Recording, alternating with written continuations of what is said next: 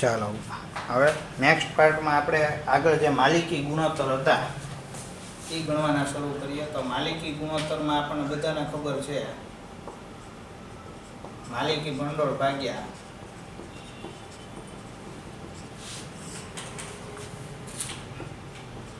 વાસ્તવિક મિલકતો, કુલ વાસ્તવિક મિલકતો એવું એમને લખેલું છે.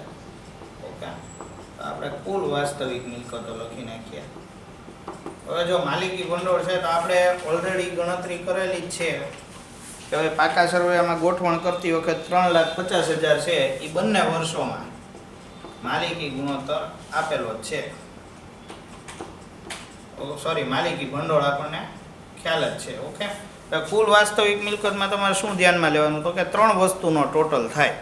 એક કાયમી મિલકત વત્તા રોકાણો અને વત્તા ચાલુ મિલકતો.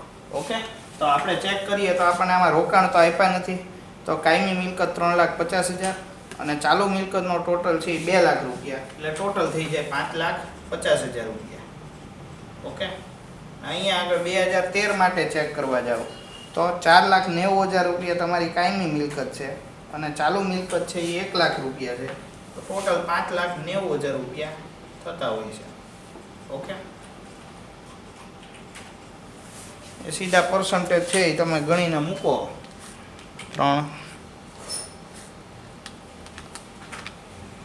63.63% એ રીતનું કાંક આવે છે. ઓકે, અહીંયા તમે ચેક કરવા જાઓ તો 3,50,000 ભાગ્યા 5,90,000 કરો એટલે 59.32. ઓકે, માલિકીના ગુણોત્તરમાં શું કહેવાય? ઘટાડો. ઓકે, સારી બાબત નથી પણ સ્લાઇટ ઘટાડો છે. અંદર લખેલું હશે જો માલિકી ગુણોત્તરમાં શેર હોલ્ડરની માલિકીની રકમનું પ્રમાણ દર્શાવે છે. જો વધુ હોય તો આર્થિક સ્થિતિ સારી કહેવાય, જો ઘટ્યું હોય તો ખરાબ કહેવાય. બરાબર, બાકી એમાં બીજું કાંઈ વધારે કાંઈ એમાં તમારે લખવાનું હોતું નથી. પછીનો આગળનો પોઈન્ટ છે એ છે લાંબા ગાળાના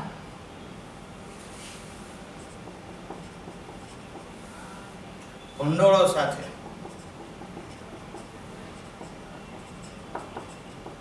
કાયમી મિલકતોનો ગુણોત્તર.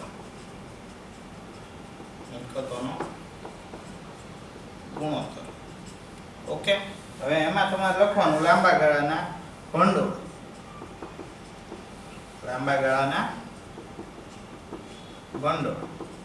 અને ભાગ્યા આ પહેલી વાર આપણે લગભગ ગણી રહ્યા છીએ ભાગ્યા કાયમી મિલકતો.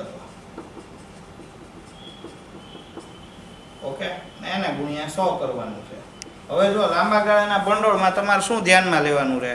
ઇક્વિટી શેર મૂડી, પ્રેફરન્સ શેર મૂડી. ઓકે, અનામતો આપી હોય તો એ, અને આ સિવાય લાંબા ગાળાની કોઈ લોન તમારી આગળ હોય તો એ તમારે ધ્યાનમાં લેવાની હોય છે. તો તમે ચેક કરવા જાઓ તો ઇક્વિટી શેર મૂડીના અનામત આપણને આ પાકા સરવૈયામાં આપેલું છે. ઓકે, અને લોન તરીકે તમને ડિબેન્ચર આપેલા છે. ટોટલ લાંબા ગાળાનું ભંડોળ કેટલું થઈ ગયું? 4,50,000.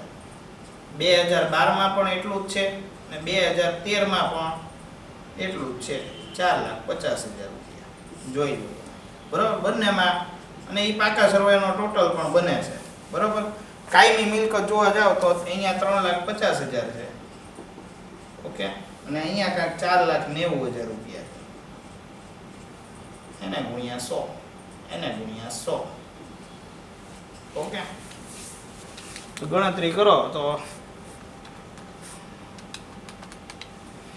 128.57 એવું કાંઈક આવે છે.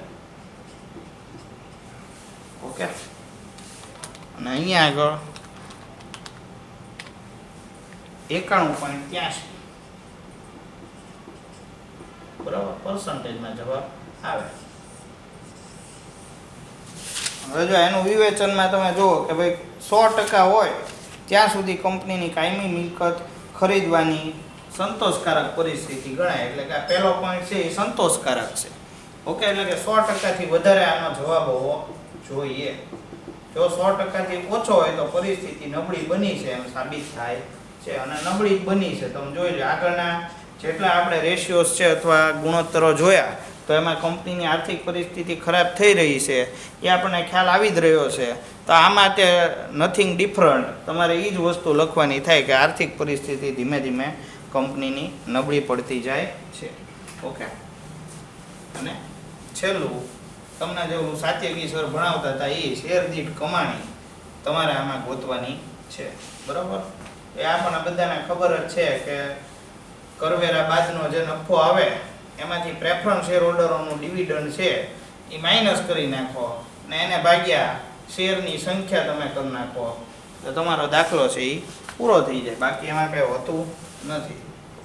શેર દીઠ કમાણી. ઓકે. શું આપણને આપેલું તો કે કરવેરા બાદનો નફો, જો એ જ લખેલું છે કરવેરા બાદનો નફો. બુકમાં શું છે ફોર્મ્યુલા આમ ખબર જ હોય પણ શું થાય કે વર્ડ ટુ વર્ડ તમને પરફેક્ટ મળે એવી ટ્રાય કરીએ છીએ. ઓકે. પ્રેફરન્સ ડિવિડન્ડ એને ભાગ્યા ઇક્વિટી શેરની સંખ્યા. અમે હોય ત્યાં સીધું શેર સંખ્યા એવું લખી નાખીએ. ઓકે. ઇક્વિટી લખવાનું હોય ખ્યાલ. હવે જોઈએ આમાં તો ઇક્વિટી શેર આપણી આગળ કેટલા છે તો કે 2012માં તમે ચેક કરો, 2013માં ચેક કરો. શેર સંખ્યા પહેલા તો બરાબર. શેર સંખ્યા જોઈએ તો 2012માં આપણી પાસે 1 લાખ શેર છે જુઓ. ઓકે. એને ભાગ્યા 100 એટલે 1000 શેર થાય. ઓકે. અને 2013માં ચેક કરવા જાવ તો એ 1,50,000 છે. 1,50,000 ભાગ્યા 100 કરો એટલે 1500 શેર આવે. ઓકે. હવે તમે શેર દીઠ કમાણીમાં ચેક કરો તો 2012માં તમને કરવેરા બાદનો નફો છે એ આપેલો છે. તો જો તમને છેલ્લી લાઈનમાં આપેલું છે કે 31/3/2012 અને 13નો કર બાદ નફો, કર બાદનો નફો તમને આપેલો છે. તો કર બાદનો નફો છે એ કેટલો છે તો કે 30,000 રૂપિયા.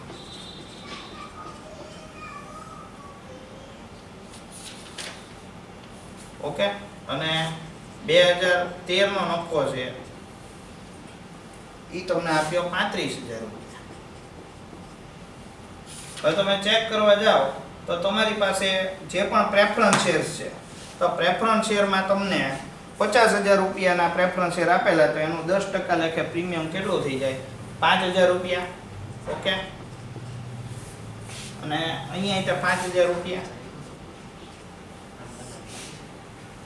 ઓકે. અહીંયા તમારે શેર સંખ્યા થાય 1000, અહીંયા 1500, અહીંયા તમારે 25,000 ભાગ્યા 1,000 કરવા પડે એટલે કમાણી થાય 25 રૂપિયા. અહીંયા 30,000 ભાગ્યા 1,000 કરો તો શેર દીઠ કમાણી થાય 30 રૂપિયા. અહીંયા તમારો જવાબ છે એ પૂરો થઈ જાય. જોઈએ શું જવાબ આવે છે. ઓકે. 25.